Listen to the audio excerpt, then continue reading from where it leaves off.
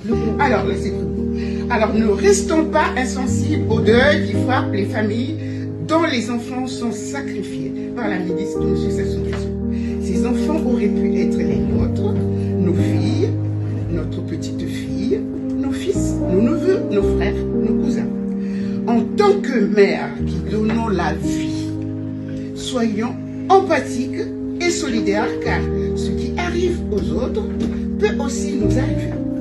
Toute disparition est douloureuse, certes, mais la pire des choses qui puissent arriver à un être humain est la perte d'un enfant. Parce que ce sont les enfants qui doivent enterrer les parents. Alors, imaginons en outre une seconde que notre enfant qui vient de tomber sous les balles de la DGSP soit innocent. Quelle peine! Alors, je préfère que je dise douleur. Quelle douleur incommensurable! Comment faire son deuil dans de telles circonstances?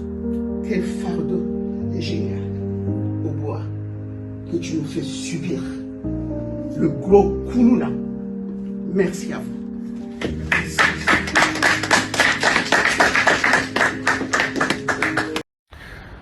Hello guys, donc vous comprenez que le vrai problème du Congo, c'est que, en fait, Sassou et ses enfants sont entourés ou ne sont entourés que par des gens à leur image. Donc des vrais adorateurs. Des gens qui font ce qu'on appelle le culte de la personnalité. Si vous regardez le discours de Isidore Mvoba le 28 novembre, mais ça déchire le cœur. Ça fait extrêmement mal. Ça ne se dit pas et ça ne se fait pas. Isidore Mvoba prétend que de manière unanime, les Congolais sont en train de prier Sassou pour qu'il soit encore là, c'est-à-dire qu'il soit candidat en 2026. Mais ça, c'est se foutre de la gueule des fonctionnaires qui souffrent, qui n'ont pas de salaire depuis bientôt 10 ans. Ça, c'est se foutre de la gueule des étudiants qui sont à l'étranger, qui sont rentrés sans diplôme ou qui n'ont pas de bourse depuis des années. Donc, avec ces gens-là, on ne peut rien espérer parce qu'ils ne sont là que pour leurs propres intérêts. Basta. Et le mépris de la nation congolaise tout entière. Il a le mépris total. Il a le mépris total. Mais je vous dis, il n'y a jamais eu quelqu'un qui a eu un envers des Congolais que ça soit que ça. Il déteste les Congolais. C'est-à-dire que ce monsieur-là, il le déteste les Congolais. Mais regardez seulement la manière dont il parle. Ah ça, avec en plus Yaya, regarde comment est-ce qu'il est allé faire ce discours-là devant les enfants de primaire. Il assume qu'il a donné l'ordre. Tu comprends? Ça se passait devant les enfants de 5 ans en public. Mais madame, non seulement ça, il s'identifie, il dit, Talangaï, c'est là où il est parti quand il a eu des problèmes. Maman, lui, Sassou a déjà passé au moins une nuit à Talangaï. Il a déjà passé une nuit à Talangaï. Il connaît Talangaï, lui. Parce que Talangaï, c'est quoi? C'est là où il y a des érosions. C'est là où cette montagne que vous voyez de loin à Brazzaville, le sable qui est là-bas, tout ce sable-là, quand il pleut, il faut aller vivre là-bas pour savoir ce que c'est. Quand vous arrivez à Brazzaville, vous descendez à l'aéroport, vous partez. Mais allez vivre là-bas dans ces quartiers-là, même derrière la base là-bas aussi, allez vivre dans ces quartiers-là pour savoir ce que c'est Brazzaville. Vous avez déjà vu là où le sable, l'érosion, quand il y a un éboulement de terrain, l'eau arrive juste, c'est-à-dire que le sable arrive jusqu'au niveau des tôles. Ta maison est engloutie. Le gouvernement, le gouvernement ne fait rien du tout. Il le regarde. Mais c'est ce que je te dis, Talangaï dont on parle, c'est ça? Les érosions arrivent jusqu'au niveau des tôles. Vous êtes engloutis. Mais les bouillas là, les bouillas qui sont devenus des multimilliardaires au détriment de toute la nation avec une enveloppe de 2200, je ne sais pas, milliards, je ne sais pas de quoi. Où est-ce qu'il est? Ah ben, je te dis, ce que je te dis ici, ça dépasse même les bouillas là.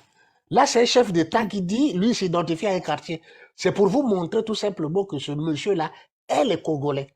Parce que si lui, il connaissait ce que c'est les Congolais, il n'aurait jamais parlé de ça. Allez vivre dans ces quartiers. Ce sont des no man's land. Ces quartiers que tu vois là, ce sont des no man's land. C'est-à-dire que tu vis là-bas, maman, je vous le dis sincèrement, tu es perdu de l'existence. Moi, si j'ai une maison là-bas, je t'appelle pour... Mais tu viendras comment?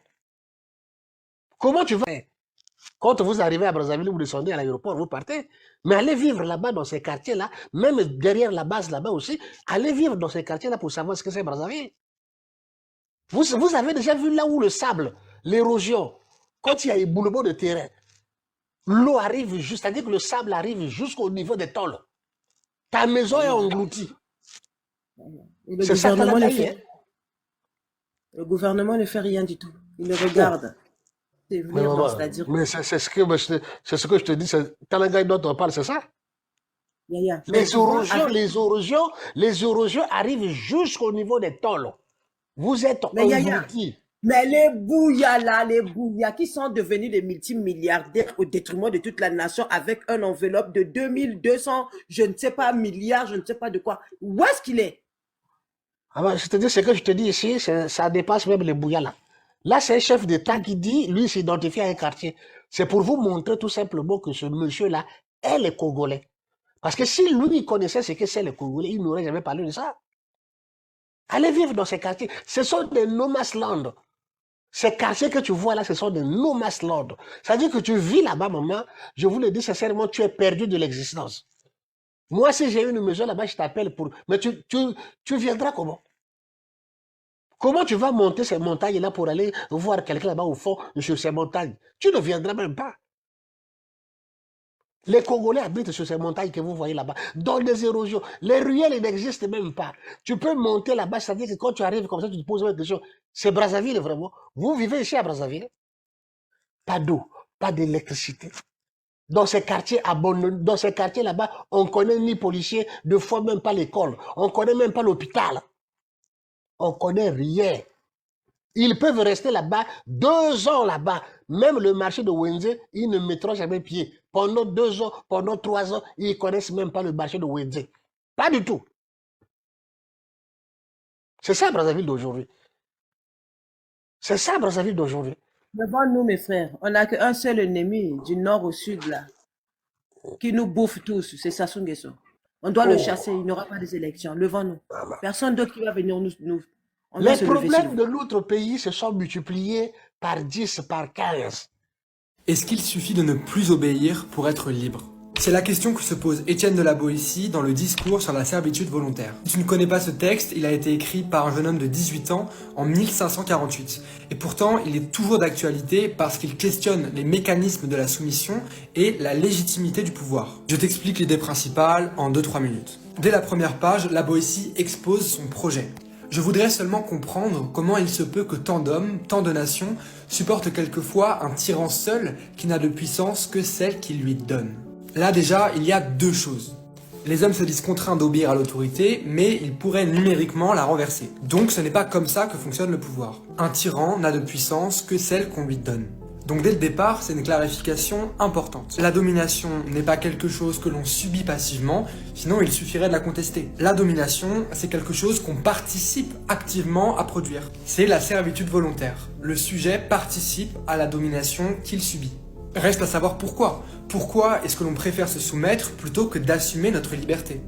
Étienne de la Boétie donne 3 explications. La première raison de la servitude volontaire, c'est l'habitude. Par la tromperie ou la violence d'un tyran, mais aussi la lâcheté et la médiocrité de certaines personnes, la tyrannie s'installe. Mais ensuite, c'est l'habitude d'obéir qui fait que la tyrannie reste. Ceux qui vivent depuis longtemps ou naissent dans une tyrannie ne savent plus ce qu'est la liberté, donc ils ne peuvent plus la désirer. N'ayant pas même vu l'ombre de la liberté et n'en ayant pas entendu parler, ils ne ressentent pas le malheur d'être esclaves. La deuxième raison qui fait que l'on accepte la tyrannie, c'est que le tyran distrait le peuple et le rend bête. La Boétie écrit « Tous ces peuples se laissent promptement allécher à la servitude pour la moindre douceur qu'on leur fait goûter. Les jeux, les farces, les spectacles et autres drogues de cette espèce étaient pour les peuples anciens les appâts de la servitude, le prix de leur liberté ravie, les outils de la tyrannie. » Ça me semble terriblement d'actualité. Et la troisième raison pour laquelle on se laisse soumettre, c'est que les tyrans usent d'artifices pour paraître plus intelligents, plus importants et donc plus légitimes à avoir le pouvoir. Et ça aussi, c'est très d'actualité. Donc Étienne de la Boétie ne nous accuse pas de nous laisser tyranniser et de ne pas vouloir être libres, non.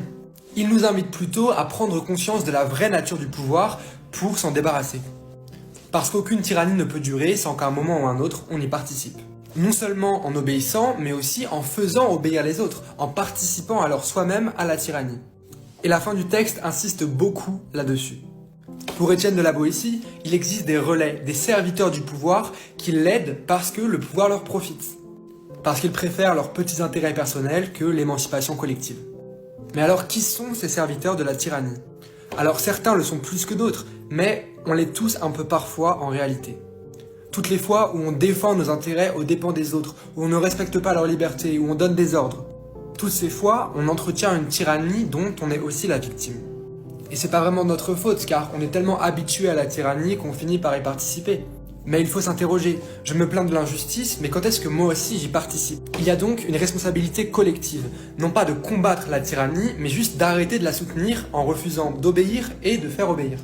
Finalement, Étienne de la Boétie propose un programme moins ambitieux, mais très enthousiasmant contre la tyrannie. Ne pas cautionner la tyrannie et encore moins y participer. Et retrouver le désir de la liberté, notamment en s'éduquant.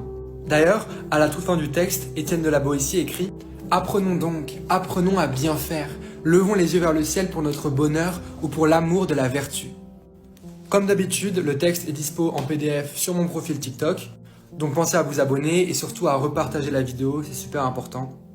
Et puis dites-moi en commentaire, d'après vous,